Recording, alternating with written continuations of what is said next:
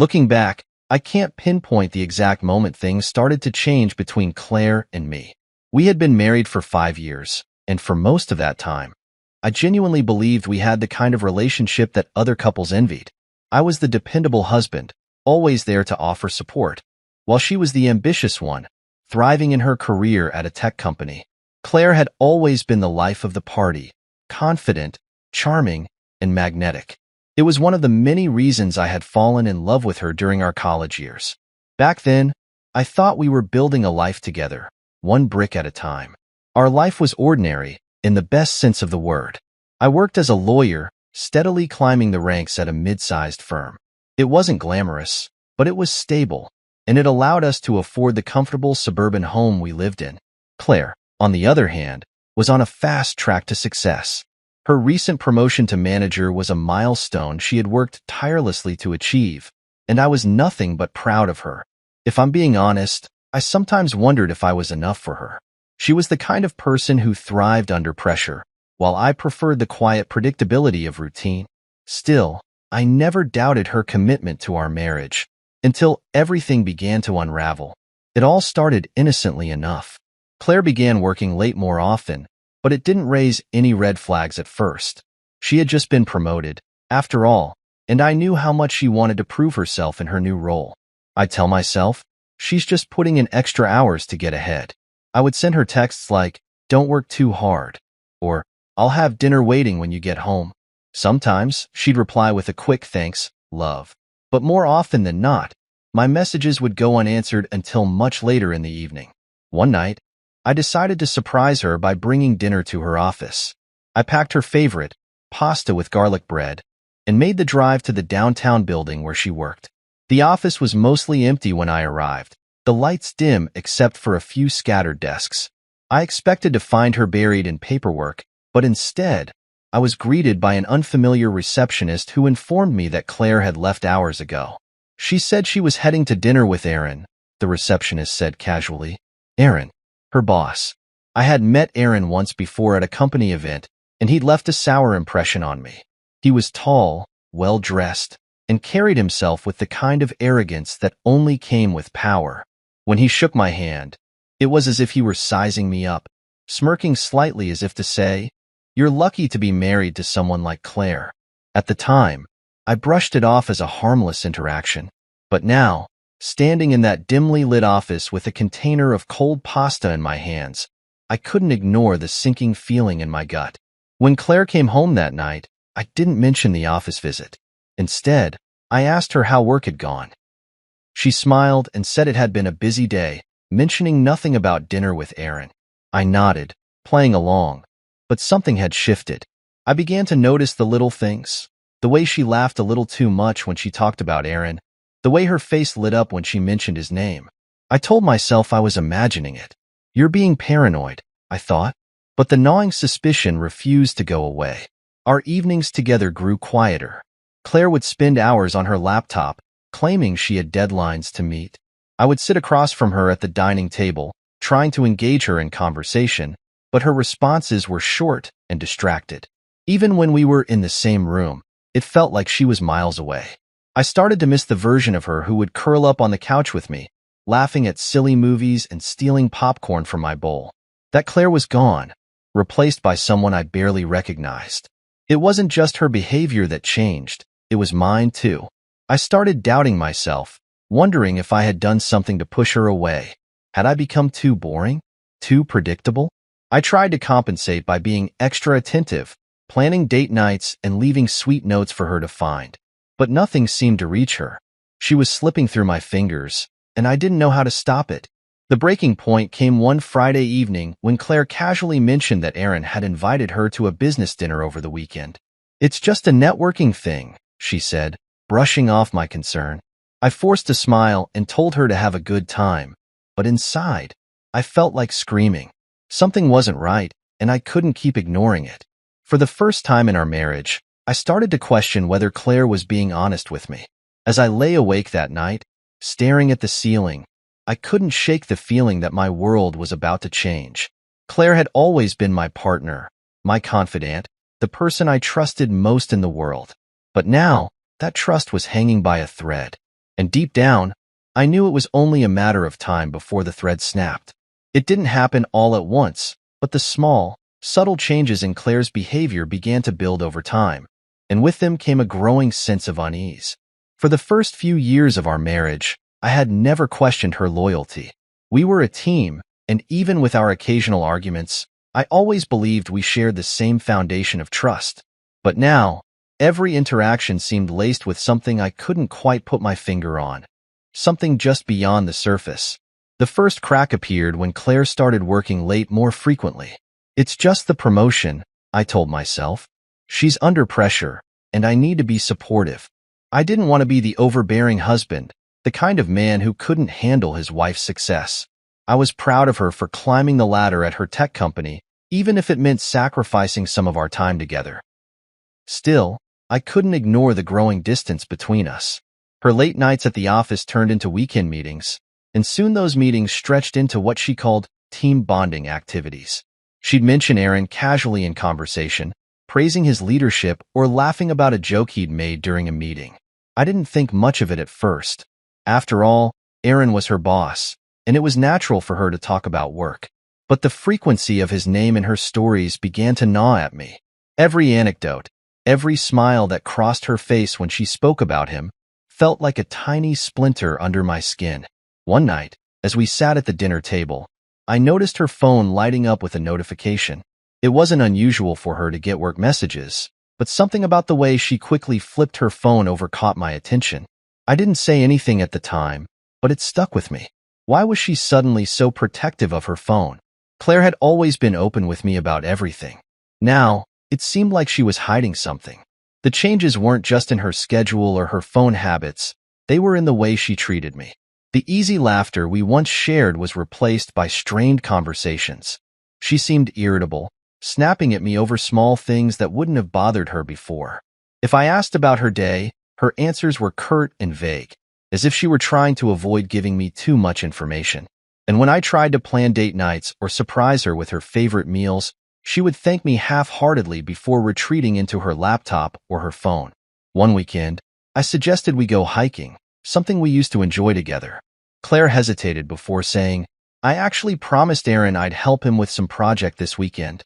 Maybe another time?" Her tone was casual, but the words hit me like a punch to the gut. Aaron again. It felt like he was creeping into every aspect of our lives, and I was powerless to stop it. I tried to ignore my growing suspicions, convincing myself that I was being paranoid. Claire was my wife, the woman I had loved for years. She wouldn't betray me, but the cracks were becoming impossible to ignore. One evening, as I was putting away laundry, I noticed a receipt in the pocket of one of her jackets. It was from an expensive restaurant downtown, a place we had always talked about going but never had. The date on the receipt was from a night she had told me she was working late. My hands shook as I stared at the piece of paper, the truth beginning to unravel in my mind.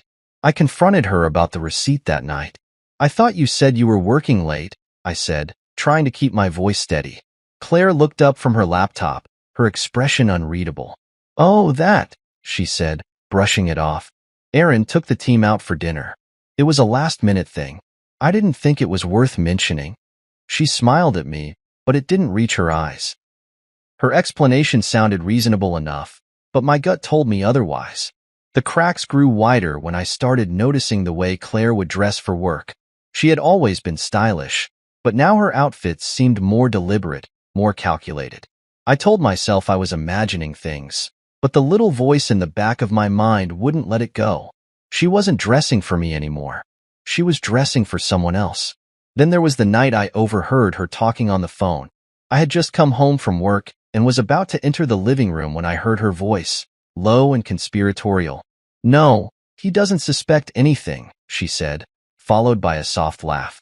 I froze, my heart pounding in my chest. Who was she talking to? And what didn't I suspect? I stayed rooted to the spot, straining to hear more, but she must have sensed my presence because she abruptly ended the call.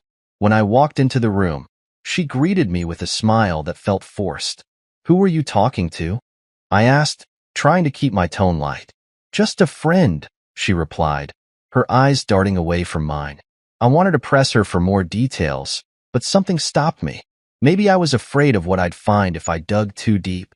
Maybe I was still clinging to the hope that everything was fine. But deep down, I knew it wasn't fine. The cracks in our relationship were becoming chasms, and I was standing on the edge, trying desperately not to fall. The day of my birthday should have been a happy one. Birthdays were a tradition, Claire, and I always celebrated together. A time to appreciate the small milestones in life. But this year, it felt different. Claire insisted on throwing a party at our house, inviting friends and family. I was initially hesitant. Celebrating wasn't high on my list given the tension between us, but I didn't want to seem ungrateful. So, I agreed, hoping the evening might help bridge the growing distance between us. Claire was uncharacteristically cheerful as she set up the decorations, directed the catering staff, and arranged the seating. Her energy seemed forced, almost manic, as if she were trying too hard to project an image of the perfect wife. I chalked it up to nerves or her desire to impress the guests, but something about her behavior made my stomach churn. The way she avoided eye contact when I asked simple questions, "Do you need help setting up?" or "Who's coming tonight?" set me on edge. As the guests started arriving, I plastered on my best smile and did my part as the gracious host. Friends from college, colleagues from work, and members of Claire's family filled the house, mingling and chatting. I could feel the tension knotting in my shoulders as I greeted everyone, pretending everything was normal. But beneath the surface, I was scanning the room for signs of something I couldn't quite articulate. And then he walked in, Aaron. Dressed in a tailored suit, with his perfectly styled hair and an air of self-assuredness, he entered like he owned the place. My chest tightened as I watched him greet Claire with a familiarity that felt too intimate. She laughed at something he said, placing her hand lightly on his arm, and my blood boiled. The other guests didn't seem to notice the undercurrent between them, but I saw it. I felt it. "Happy birthday, Alex," Aaron said as he approached me, extending a hand. His smile was disarming, but there was something smug about it, like he knew a secret I didn't. I shook his hand, forcing myself to remain calm, even though every instinct told me to confront him then and there. "Thanks for coming," I said flatly, my voice betraying none of the storm brewing inside me. The evening wore on, and I did my best to engage with the guests, but my focus kept drifting to Claire and Aaron. They moved through the crowd together, laughing and talking as if they were the hosts of the party. My attempts to pull Claire aside for a moment were met with excuses. "I'll be right there, Alex," she'd say, flashing me a quick smile before disappearing into another conversation with Aaron. By the time we reached the cake cutting, I was emotionally drained. The candles flickered as everyone gathered around, singing the familiar tune. I tried to muster some enthusiasm, but my heart wasn't in it. As the song ended, Claire stepped forward, her expression strangely triumphant. "Before Alex makes a wish," she began, her voice cutting through the room, "I have an announcement to make." My heart sank. The way she spoke, the glint in her eye, it wasn't the kind of announcement that would make my birthday memorable in a good way. I glanced around the room, seeing the curious faces of our guests, all waiting for her to continue. My palms grew clammy as dread settled in my stomach. "I'm pregnant," Claire declared, her voice bright and confident. The room erupted into cheers and applause, but her next words sent a chill down my spine. "And it's Aaron's." The applause died instantly, replaced by stunned silence. I felt the air leave the room, my breath catching in my throat. My mind struggled to process her words, but the reality was undeniable. She had just announced to all our friends and family that she was carrying another man's child on my birthday. Aaron stepped forward, placing a possessive hand on Claire's shoulder.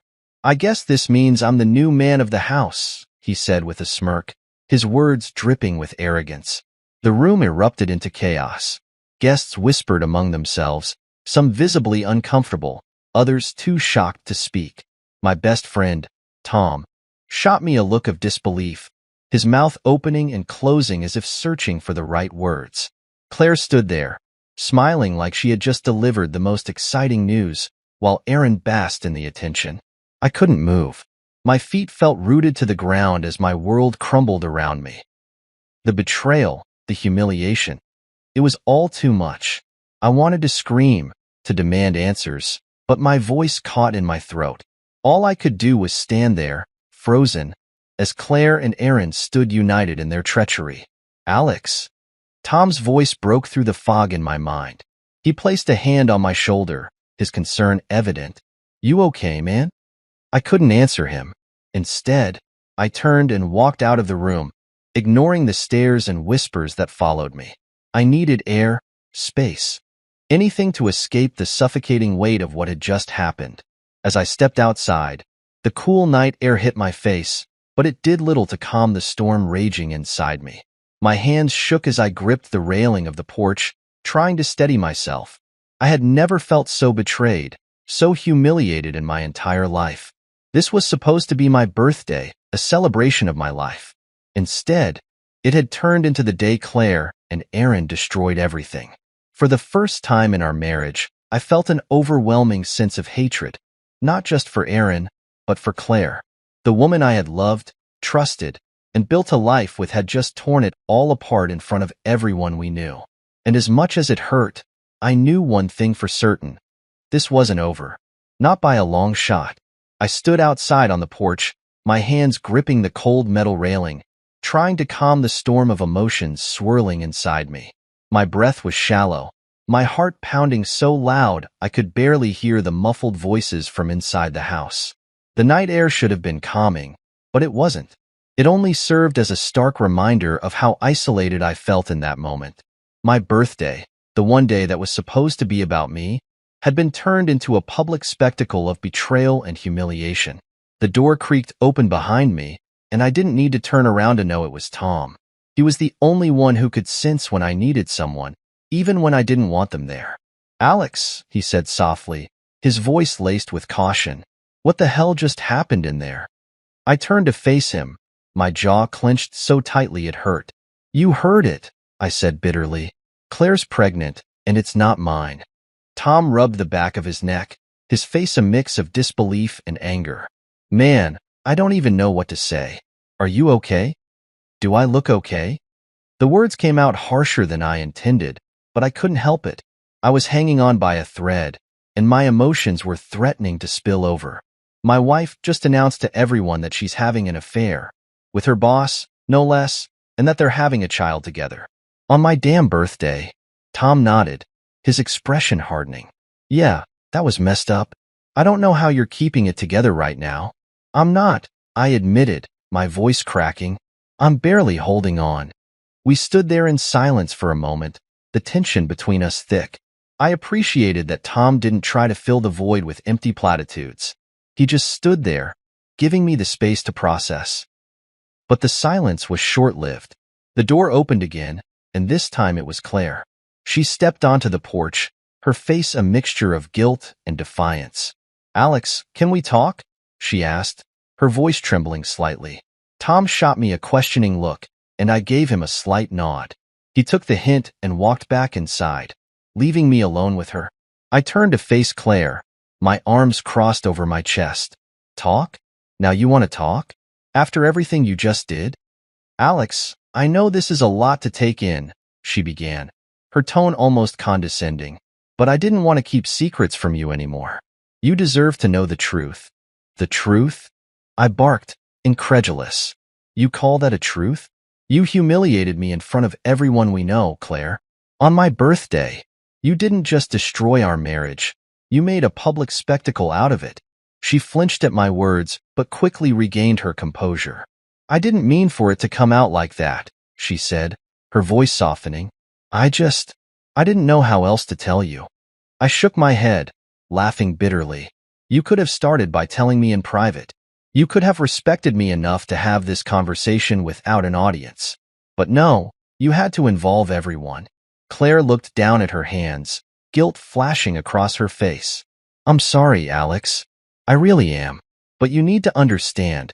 Aaron and I, don't, I interrupted, my voice sharp. Don't you dare try to justify this. You made your choice, Claire. You chose him over me, over us. And now you expect me to what? Just accept it? I didn't plan for this to happen, she said, tears welling up in her eyes. But Aaron and I, we connected in a way I never expected. Spare me, I snapped, my anger boiling over. You connected? You had an affair, Claire. That's not a connection. It's a betrayal. Her tears started to fall, but I felt no sympathy. Not this time. I had spent years supporting her, loving her, trusting her, and this was how she repaid me. I don't know what you want me to say, she said, her voice breaking. I made a mistake, but I still care about you, Alex. Stop, I said, holding up a hand. Just stop. I don't want to hear it. You've said enough. For a moment, neither of us spoke.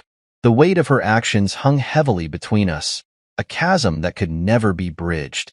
Finally, I let out a long, shaky breath. You need to leave, I said firmly.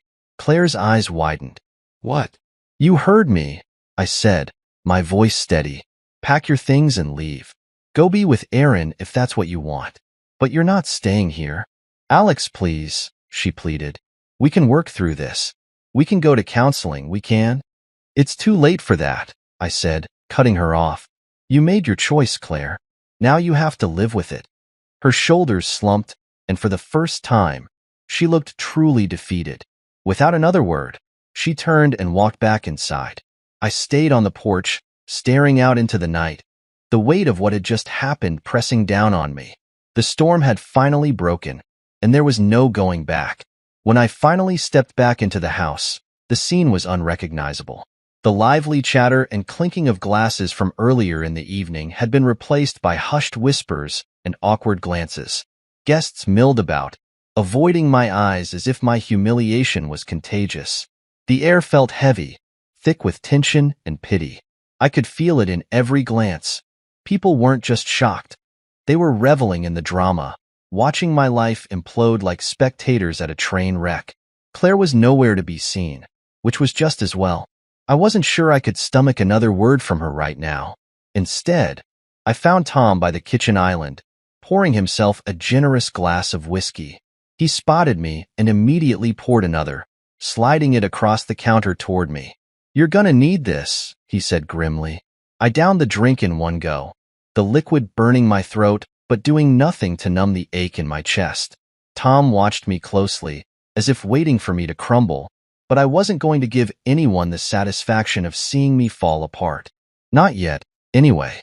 She's packing her things, he said after a long silence. I nodded, unable to find the words to respond. The reality of the situation was beginning to sink in. Claire was leaving, not just for the night, but for good. And yet, the thought didn't bring the relief I had hoped for. Instead, it felt like another blow, another reminder of how utterly my life had been dismantled. She said she'd stay at Aaron's place, Tom added cautiously, as if testing how much I could handle. At the mention of his name, my grip tightened around the empty glass. Aaron, the smug bastard who had strutted into my house, into my life, and taken everything from me. I didn't know if I was angrier at him or at Claire. Both, I supposed. They deserved each other. She can stay wherever the hell she wants, I muttered, my voice low but steady. As long as it's not here. Tom nodded, but I could see the concern in his eyes. He wanted to say more, maybe offer some words of comfort, but he seemed to know instinctively that nothing he said could make this better. So instead, he stayed silent, and I was grateful for it. The guests began to trickle out soon after, their uncomfortable glances and mumbled excuses filling the empty spaces in the room. Some tried to offer condolences or words of encouragement, but I barely registered them. I was too consumed by the storm raging in my mind. By the time the last guest left, the house was eerily quiet. I stood in the living room, staring at the remnants of the party, half-empty glasses, crumpled napkins, a discarded birthday banner hanging lopsided on the wall. It felt surreal, like the aftermath of a disaster I couldn't fully comprehend. Claire appeared at the top of the stairs, a small suitcase in hand. Her eyes were red, and she looked at me as if she wanted to say something, but I held up a hand to stop her. Don't, I said firmly. Just go. She hesitated for a moment, then nodded and walked out the door without another word. The sound of it closing behind her echoed through the house, a final punctuation mark on the end of our marriage. I stood there for a long time, staring at the door, waiting for, I don't know what. For her to come back? For an explanation? For something to make sense? But nothing happened. The only sound was the faint ticking of the clock on the wall, each second dragging out like an eternity. Finally, I turned and walked upstairs, my legs heavy with exhaustion. The bedroom felt emptier than ever, even though her things were still scattered around. Her perfume lingered in the air, a cruel reminder of what had been and what would never be again. I sat on the edge of the bed, my head in my hands, and let the weight of the night crush me. For the first time, the tears came, hot and relentless, spilling over as I gave in to the grief and anger that had been simmering beneath the surface. I had lost everything, my wife, my dignity, my sense of stability, and I had no idea how to start picking up the pieces. But even as I sat there, broken and beaten, a small spark of determination began to flicker deep within me. Claire had destroyed our marriage, but she hadn't destroyed me. Not entirely. I didn't know how or when, but I would rebuild. I would find a way to move forward, to reclaim the life she had tried to take from me. For now, though, I allowed myself to grieve, to feel the pain and the betrayal and the overwhelming sense of loss. Tomorrow, I would figure out what came next. But tonight, I would sit in the silence and let myself fall apart, knowing that eventually, I would find the strength to stand again. The morning after Claire left, the house felt hauntingly quiet. I woke up to sunlight streaming through the blinds, but there was no warmth in it. The empty side of the bed, her favorite coffee mug still sitting on the counter, and the faint scent of her perfume all served as constant reminders of what my life had become. For the first time in years, I felt truly alone, not just physically, but emotionally, as though the weight of the betrayal had hollowed me out from the inside. I didn't waste time wallowing, though. If Claire wanted to start her new life with Aaron, I wasn't going to make it easy for her. I knew what needed to be done. I had already contacted my lawyer, and by noon, I was sitting in his office, flipping through the initial paperwork for the divorce. "Alex, we'll make this as clean as possible," my lawyer, Martin, said. "Given the circumstances, you have more than enough leverage to secure a favorable settlement." I nodded, my jaw tight. I don't want revenge. I just want what's fair. She can have Aaron, but she's not taking anything else from me. Martin adjusted his glasses and leaned forward. "Fair enough. But keep in mind, she might try to contest this, especially if she feels cornered. Are you ready for a fight?" I met his gaze, my voice steady. "I'm ready for whatever comes." As I signed the initial documents, a strange mix of emotions coursed through me. There was anger, of course, anger at Claire for her betrayal and at Aaron for his audacity. But there was also a sense of finality, of taking control of a situation that had spiraled out of my hands. For the first time in days, I felt like I was moving forward, even if the road ahead was rocky. By the time I returned home, the first wave of relief had settled in. I sat in the living room, staring at the stack of papers on the coffee table. This was it, the beginning of the end. I had always imagined my marriage lasting forever, but now I had to accept that it was over. Claire had made her choice, and now I was making mine. The following days were a whirlwind of preparation. Martin worked tirelessly to gather everything we needed: financial records, proof of Claire's infidelity, and a detailed account of our shared assets. I had always been meticulous about keeping things organized, and now that habit was paying off. Every piece of evidence we needed was right there, neatly filed away, ready to be used. Meanwhile, Claire's reaction to the divorce papers was exactly what I expected. She called me the moment she received them, her voice a mix of anger and desperation. "Alex, what the hell is this?" she snapped. "You're filing for divorce? Just like that?" I held the phone to my ear, my tone calm but firm. "What did you expect, Claire? That we just pretend nothing happened? You humiliated me, and you expect me to stick around? No, this is what you wanted. Now you can have it." There was a pause, and I could hear her breathing on the other end. When she finally spoke, her voice was softer, almost pleading. "Alex, it doesn't have to be like this. We can work through this. I made a mistake, but we can fix it. Please." Her words hit me harder than I anticipated, but I didn't let it show. I had already spent too much time hoping for something that was never going to happen. "It's too late, Claire. You made your choice. Now you have to live with it. She started to cry, but I ended the call before she could say anything else. I couldn't afford to let her guilt trip me into reconsidering. Not this time. As the days turned into weeks, the reality of the divorce began to sink in. Friends and family reached out, offering their support, but I kept my circle small. I didn't want sympathy or pity. I just wanted to move on. Claire, on the other hand, seemed to be struggling. Rumors started circulating that Aaron was avoiding her, distancing himself from the fallout. It was poetic justice, really. She had traded our life together for a man who couldn't even stand by her when things got tough. One evening, Martin called with an update. "We've got everything we need, Alex. The case is solid, and if Claire tries to fight it, she'll only make things worse for herself." I exhaled a breath I didn't realize I'd been holding. Good. Let's move forward. The day the divorce papers were finalized was bittersweet. I walked out of the courthouse feeling lighter, as though a weight had been lifted from my shoulders. But there was also an undeniable ache in my chest, a lingering sense of loss for the life I thought I'd have with Claire. I drove home that afternoon, the radio off, my thoughts louder than any music could have been. When I stepped inside the house, I realized it no longer felt like a home. It was just a structure now, a shell of what it used to be. But I wasn't the same man who had walked through those doors months ago, devastated and broken. I was stronger now, more resolute. That evening, I poured myself a glass of whiskey and stood by the window, staring out into the quiet street. The papers were signed, the marriage was over, and Claire was no longer a part of my life. For the first time in years, I felt a sense of freedom, a chance to rebuild, to start over on my own terms. The storm was over. Now, it was time to pick up the pieces and move forward.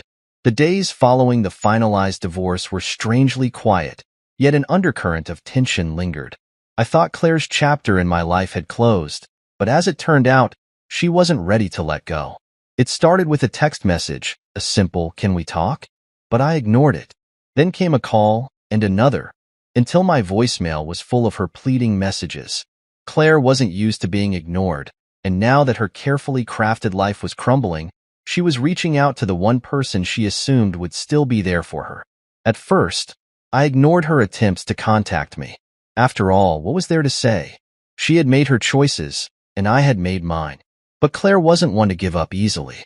One evening, as I sat in the living room, nursing a glass of bourbon, my phone buzzed with yet another call. Against my better judgment, I picked up.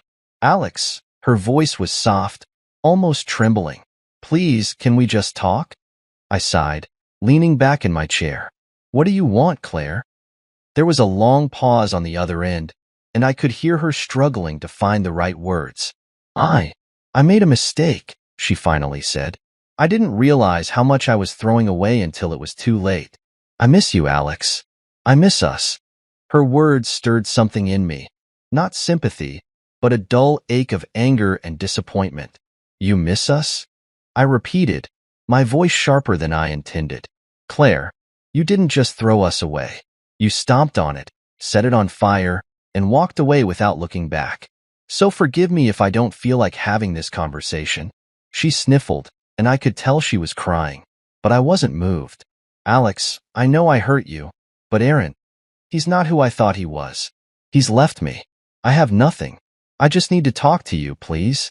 And there it was. The real reason behind her desperation. Aaron, the man she had sacrificed everything for, had abandoned her. I couldn't help but feel a twisted sense of vindication. She had chosen him over me, and now she was facing the consequences. "Claire, you made your bed," I said coldly. "Now you have to lie in it. I'm not going to be your backup plan." She began to sob, her words tumbling out in a mix of apologies and excuses. "I didn't mean for any of this to happen. I thought Aaron was different, but he's a liar. He used me, Alex. And now I'm alone." I clenched my jaw, forcing myself to stay calm. "And whose fault is that, Claire? You had everything.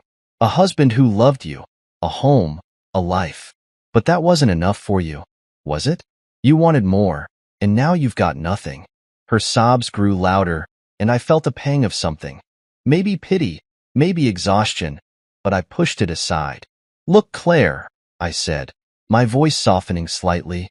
I don't hate you, but I don't love you anymore either. You killed that part of me when you humiliated me in front of everyone I cared about. So please, stop calling me. There's nothing left to say. She tried to argue, to beg for another chance, but I ended the call before she could say more. As I sat there in the silence, I felt a strange mix of emotions. Part of me was relieved to finally say what I had been holding in for months, but another part of me, a quieter, more vulnerable part, still mourned the woman I had once loved. Over the next few weeks, Claire's attempts to contact me became more desperate. She showed up at my office once, standing in the lobby with tears streaming down her face.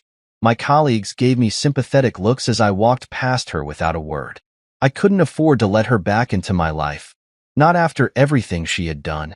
Her family started reaching out too, bombarding me with messages about how I was being cruel and unforgiving. They claimed that Claire had made a mistake and that I should give her another chance. But their words fell on deaf ears. I had spent too long being the understanding, forgiving husband. Now it was time to stand up for myself. The final straw came when Claire sent me a letter. It was handwritten, filled with emotional confessions and pleas for forgiveness. She wrote about how she regretted everything, how she had lost sight of what really mattered, and how she would do anything to make it right.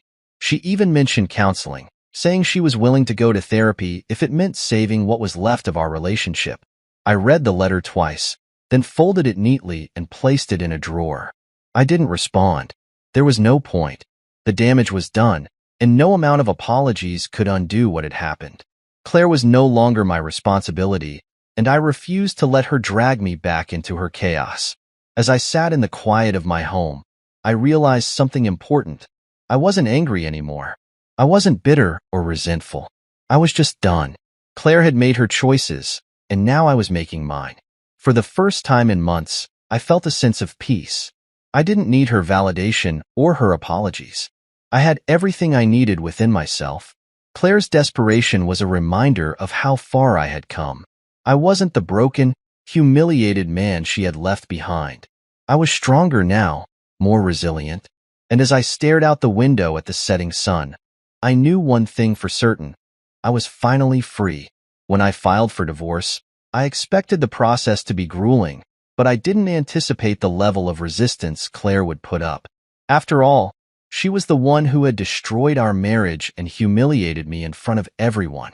But Claire had always been stubborn, and now, with her world crumbling, she fought harder than ever to cling to whatever scraps of power she thought she had left. The first hearing was a disaster.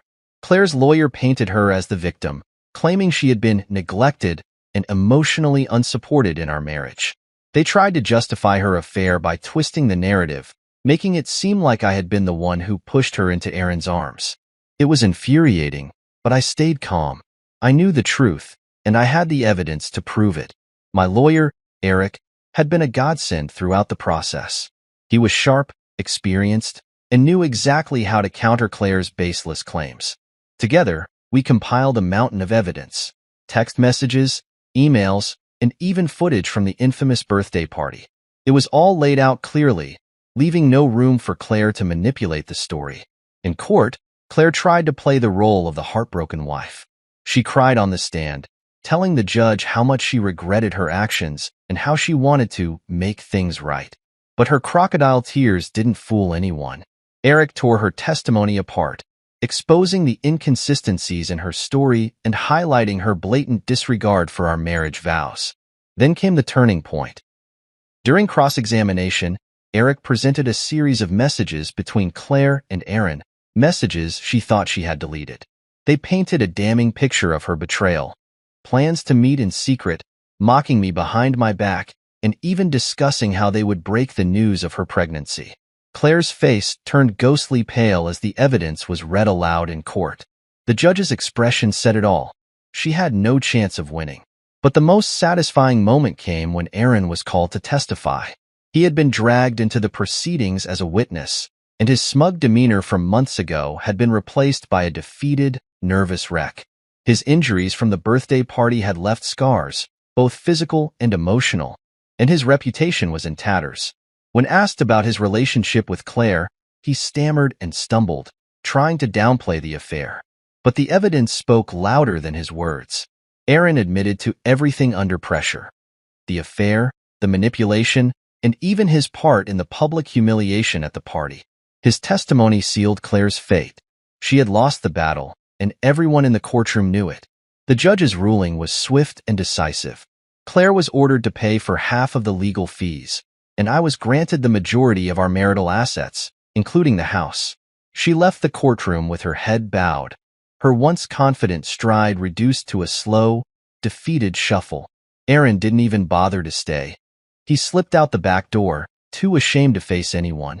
As I walked out of the courthouse, I felt an overwhelming sense of relief. The legal battle was over, and I had won.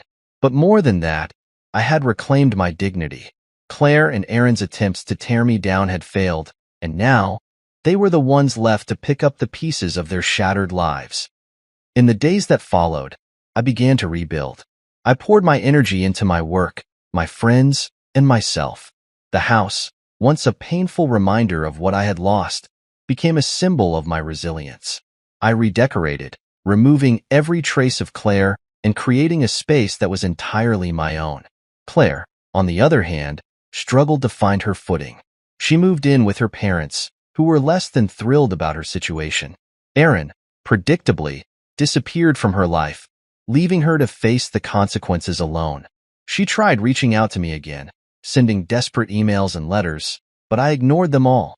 She had made her choice, and now, she was living with the fallout. The legal battle had been brutal, but it had also been empowering. For the first time in a long time, I felt in control of my life.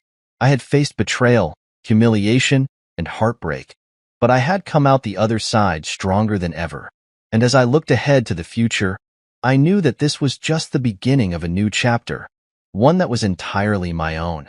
The divorce was finalized, and I could finally see the light at the end of the tunnel. The judge's ruling had gone in my favor, and Claire's attempts to manipulate the situation had failed miserably. I felt a deep sense of relief knowing that I was free from her deceit and betrayal. Yet, the finality of it all brought a strange mix of emotions: anger, sadness, and, most unexpectedly, peace. Claire, however, didn't seem ready to accept the reality of her situation. Despite the court's ruling, she kept trying to reach out to me, sending long, apologetic messages and even showing up at the house unannounced. I had already changed the locks and blocked her number, but she found ways to bypass every barrier I put up. Her desperation was palpable, and though part of me wanted to feel pity for her, I couldn't forget what she had done. One evening, as I sat in my newly redecorated living room, sipping a glass of wine, there was a knock at the door. I didn't need to look through the peephole to know it was Claire. Her persistence had become predictable. Reluctantly, I opened the door, and there she was, disheveled, tear-streaked, and clutching a folder in her hands. "Alex, please, can we talk?" she said, her voice trembling. "I need you to hear me out." I crossed my arms, leaning against the door frame. "What do you want, Claire? Haven't you done enough?" She stepped closer, holding out the folder. "I've made mistakes, I know that, but I want to show you I'm serious about making things right. This is everything. The messages, the emails, everything between me and Aaron. I want you to see the truth." I hesitated, unsure of her motives. "And what exactly do you think this will accomplish? The divorce is final. There's nothing left to fix." Her voice broke as she replied, "I just want a chance to explain myself. Please, Alex, just give me 5 minutes." Against my better judgment, I let her in. She sat on the edge of the couch, clutching the folder like it was a lifeline. I remained standing, keeping my distance. Claire opened the folder and began flipping through the pages, showing me printouts of her conversations with Aaron. She highlighted moments where he had manipulated her, pushed her to make decisions she later regretted. She claimed that she had been blinded by his charm and that he had used her insecurities against her. "I was weak, Alex," she said, her voice cracking. "I let him take advantage of me, and I ruined everything we had. But I see that now. I see how wrong I was, and I'm so sorry." Her words might have sounded genuine, but they didn't move me. "You think this changes anything?" I asked, my tone cold. You didn't just make a mistake, Claire. You destroyed our marriage, humiliated me in front of everyone, and for what? A man who abandoned you the moment things got tough? She looked down, tears streaming down her face. I know I don't deserve your forgiveness, but I need you to know how much I regret what I did. I sighed, running a hand through my hair. Regret doesn't erase the damage. You made your choice, Claire. Now you have to live with it. She nodded, wiping her tears. I understand. I wanted you to know that I'll never stop regretting losing you. For a moment, the room was silent, the weight of her words hanging between us. Then, I spoke the words I had been holding onto for months. I don't hate you, Claire, but I can't forgive you either. I've moved on, and you need to do the same. She left soon after, leaving the folder behind as if it were some kind of peace offering. I didn't bother going through it. I didn't need to. The closure I sought wasn't in those pages. It was in the life I was rebuilding without her. In the days that followed, I felt lighter, freer than I had in years. Claire's attempts to reconcile gradually faded, and I stopped hearing from her altogether. It was as if she finally understood that there was no going back. For the first time in a long time, I felt at peace. The storm had passed, and I was ready to embrace whatever the future held. The silence after the storm was deafening, but it was exactly what I needed. For the first time in years, I could finally focus on myself without the weight of Claire's betrayal hanging over me. My home felt different, less like a battleground and more like a sanctuary. I had redecorated, removing every trace of her presence, and the blank walls were now filled with artwork and memories that reflected the person I was becoming. It wasn't easy at first. There were nights when I lay awake, replaying everything in my mind, questioning how I had let things get so far. But those moments of self-doubt were fleeting, replaced by a determination to move forward. Therapy helped me sort through the anger and pain, giving me the tools I needed to rebuild my life. I threw myself into my work at the law firm, taking on challenging cases that reignited my passion for the job. For so long, I had gone through the motions, letting my personal life overshadow my professional ambitions. But now, I was thriving. My colleagues noticed the change in me, and so did my clients. Promotions and accolades followed, but more importantly, I found fulfillment in what I was doing. Outside of work, I reconnected with old friends, people I had neglected during my marriage. They welcomed me back with open arms, reminding me of the value of genuine relationships. We spent weekends hiking, playing basketball, and catching up over drinks. It felt good to laugh again, to feel alive. I also started exploring hobbies I had put on hold. Photography, something I had loved in college, became a new passion. I found myself spending hours wandering the city, capturing moments of beauty in the mundane. Each click of the shutter felt like a step toward reclaiming a part of myself I had lost. As the months turned into a year, I realized how far I had come. The scars from Claire's betrayal were still there, but they no longer defined me. I had learned to let go of the anger and resentment, replacing them with gratitude for the lessons I had gained. I was stronger, more self-assured, and for the first time in a long time, genuinely happy. One evening, as I was sorting through photos for an upcoming gallery exhibit, I received a message from Claire. It was short and simple. I'm truly sorry for everything. I hope you're doing well. I stared at the message for a moment, feeling a twinge of sadness. Not for her, but for the life we had once envisioned together and how far we had strayed from it. I didn't respond. There was nothing left to say. Claire was a part of my past, and that's where she belonged. The gallery exhibit turned out to be a huge success, and it marked the beginning of a new chapter in my life. People admired my work, and for the first time, I felt proud of something I had created entirely on my own. It wasn't just about the photos. It was about the journey they represented, a journey of healing, growth, and self-discovery. A few months later, I met someone new. Her name was Julia, and she was unlike anyone I had ever known. She was kind, compassionate, and understood the value of trust and honesty. We took things slow, but there was an ease in our connection that I hadn't felt in years. She supported my passions, encouraged my ambitions, and, most importantly, made me feel seen. Looking back, I realized that Claire's betrayal, as painful as it was, had been a catalyst for change. It forced me to confront my insecurities, rediscover my worth, and build a life that was truly my own. I was no longer defined by what had happened to me, but by how I had chosen to rise above it. As I stood on the balcony of my apartment one evening, watching the city lights flicker, I felt a sense of peace wash over me. The past was behind me, the future was unwritten, and for the first time in a long time, I was ready to embrace it. Life wasn't perfect, but it was mine, and that was enough.